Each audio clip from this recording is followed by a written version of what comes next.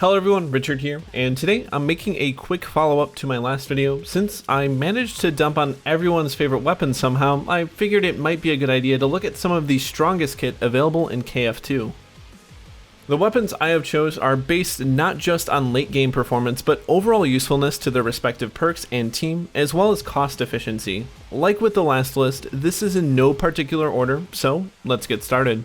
So for number 1, I figured we could take care of the elephant in the room. The Gunslinger's Desert Eagles, specifically the Tier 5 Dangles, are one of the most OP weapons in KF2. While yes, they do have a bit of kick, they can absolutely obliterate big Zeds in a flash of smoke and lead. No other weapon has as quick of time to kill on high difficulties as the Tier 5 Dangles. They're actually so powerful, a lot of high difficulty servers ban their use since they're so damn strong. Even on Hell on Earth, with a full server, they can drop a full HP flesh pound without reloading with a few rounds to spare. Pair them up with a medic pistol or the M1911s and you're packing a pretty versatile arsenal. They can even be taken with the 500 Magnums or AF 2011s if big Zeds are an issue.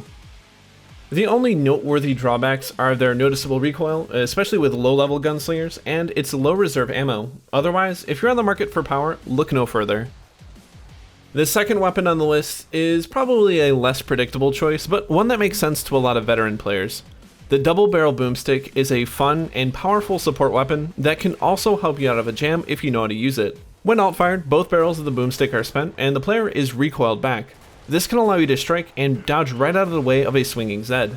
This is particularly useful against Scrakes and fleshpounds and can buy you time to reload and repeat a strike or swap to another shotgun. The DBS performs best with at least one upgrade, but on lower difficulties in solo games, the base version is still powerful. For many players, it is considered an essential weapon for the support. It's not a flawless weapon. Being a double barrel, reloading will be frequent. It also has heavy recoil and a wide spread, making it increasingly inconsistent as targets become more distant. However, the support has a shotgun for pretty much every job, and the DBS does its job very well. Combined with the M4 and HC12, and the support has a very capable and well-rounded build. Weapon number 3 might be a surprising choice for many, especially considering on how often I rail on the Firebug. The Cock and Burn, yes, the lowly Tier 1 Cock and Burn is one of the best weapons in KF2. Before you unsubscribe, dislike, and burn my effigy, you should really consider pound for pound how powerful it is. Sure, it's not annihilating Scrakes and fleshpounds, but for a free weapon, it's incredible at dealing with trash Zeds. Compared to its heavier and more expensive big brother, the Flamethrower, it only loses out on some marginal damage and range. It also has a fairly light weight of 5 kilos, meaning it can be paired with the Helios rifle with some room to spare. With groundfire and spontaneous Zedsplosion, the weapon is great at holding a lane efficiently as long as you can tap fire at the Zed's feet. This will create groundfire and damage the Zeds directly. Compared to other Tier 1 and even some Tier 2 weapons, none really even come close to the Cock and Burn as far as efficiency and late game performance are concerned. Getting back on track to a bit more obvious choices for this list, we have the FN FAL for number 4. A staple late game weapon for the Commando and Sharpshooter, the FAL is one of the most flexible weapons in game. For Sharpshooters, it is the only fully automatic weapon available and allows them to handle trash more easily than with just the M14 or SPX. It still does pack a fair punch too, and can put down big Zeds if you can tame the recoil. The FAL is most often paired with the M14 or SPX on Sharpshooter. This build is most effective when trash clearing coverage is either unreliable or unavailable. Even if you do struggle to tame the FAL's substantial recoil, a freeze grenade can buy you some time to perform a takedown.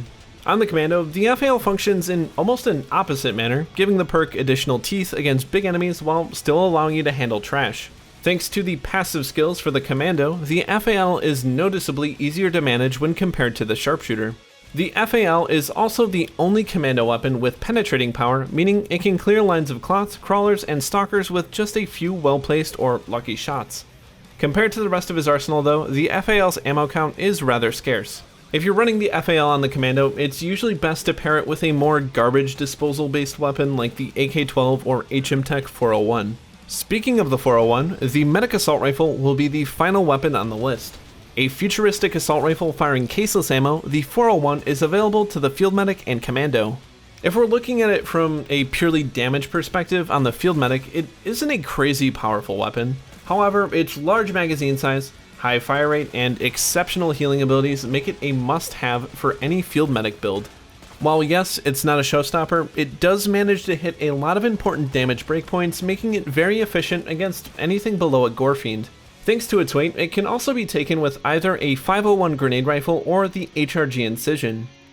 On commando, the 401 is probably the best late-game trash-killing rifle. It performs just as well, if not better, than the AK-12 against weak enemies, and like the name implies, can even heal your team.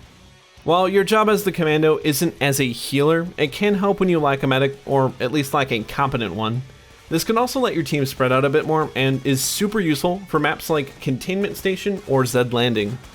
The 401 does have a fair bit of recoil on the medic, but tap firing and practice will resolve this issue. On the flip side, all of that power gets sent over to your enemies, giving the 401 some decent stumbling power. That's my list, the 5, in my opinion, best weapons in Killing Floor 2. While I'm certain not all of you agree, I hope I provided enough meat to justify their inclusion on this list. Let me know what your favorite weapons are and why in the comments below. I like to see how you guys like to play and mix up my own playstyles a bit too. Also, check out my community Discord if you want to hang out with me, play games, and want to join my streams. Speaking of which, also check out my Twitch channel. I'm going to be streaming 3 days a week, and I'd love to see you all there. Link to both of those is going to be in the video description.